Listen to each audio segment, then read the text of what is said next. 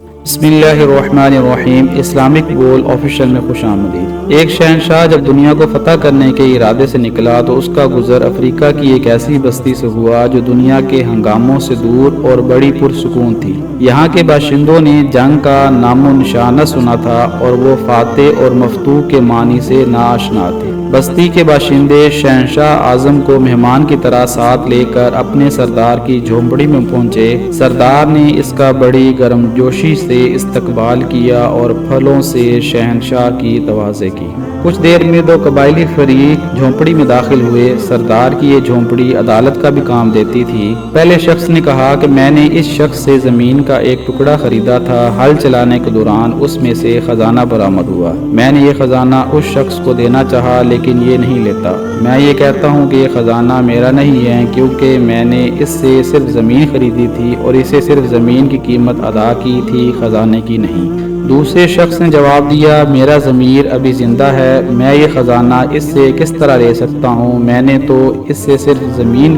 फ़रोख्त की थी। अब इसमें से जो कुछ भी बरामद हुआ ये इसकी किस्मत है और यही इसका मालिक है, मेरा अब इस ज़मीन से कोई ताल्लुक नहीं। सरदार ने गौर करने के बाद पहले शख्स से दरियाफ्त किया, तुम्हारा कोई लड़का है? उसने जवाब दिया, हाँ। सरदार ने फिर दूसरे शख्स से पूछा, तुम्हारी कोई लड़की है? उसने कहा, जी हाँ। सरदार ने कहा, तो फिर फैसला ये है कि तुम इन दोनों की शादी कर दो और ये खजाना उनके हवाले कर दो। इस फैसले ने शहनशाह को हैरान कर दिया। वो फिक्रमंद होकर कुछ सोचने पर मजबूर हो गया। सरदार ने शहनशाह से दरियाफ्त किया, क्यों आप मेरे फैसले से मुतमईन नहीं हैं? शहनशाह ने कहा, नहीं, ऐसी बात नहीं है, लेकिन मेरे नज़दीक आपका फैसला हैरान कुन जरूर है। सरदार ने सवाल किया, अगर ये मुकदमा आपके सामने पेश होता तो आप क्या फैसला करते? शहनशाह ने कहा, पहली बात तो ये है, अगर ये मुकदमा हमारे मुल्क में होता तो ज़मीन खरीदने वाला और बेचने वाले के दरमियान कुछ इस तरह का झगड़ा होता कि बेचने वाला कहता कि मैंने इसे ज़मीन बेची है और इससे ज़मीन की कीमत वसूल की है। अब जबकि खजाना निकल आया है तो इसकी कीमत तो मैंने वसूल ही नहीं की, इसलिए ये मेरा है। जबकि खरीदने वाला कहता,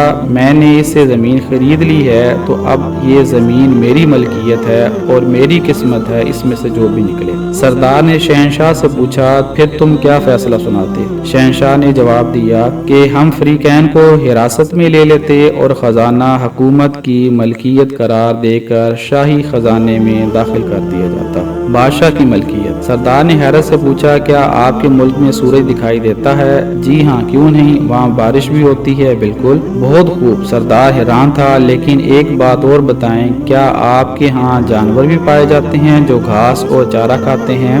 हाँ, ऐसे बेशुमार जानवर हमारे यहाँ पाए जाते हैं। ओह, मैं अब समझा। सरदार ने यूं गर्दन हिलाई जैसे कोई मुश्किल तरीन बात उसकी समझ में आ गई हो। तो इस नाइंसाफी की सरजमीन में शायद इन ही जानवरों के तुफैल सूरज रोशनी दे रहा है और बारिश खेतों को सैराब कर रही है। नाज़रीन किराम, अगर आपको हमारी वीडियो अच्छी लगी है तो इसको लाइक करें और चैनल को सब्सक्राइब करें।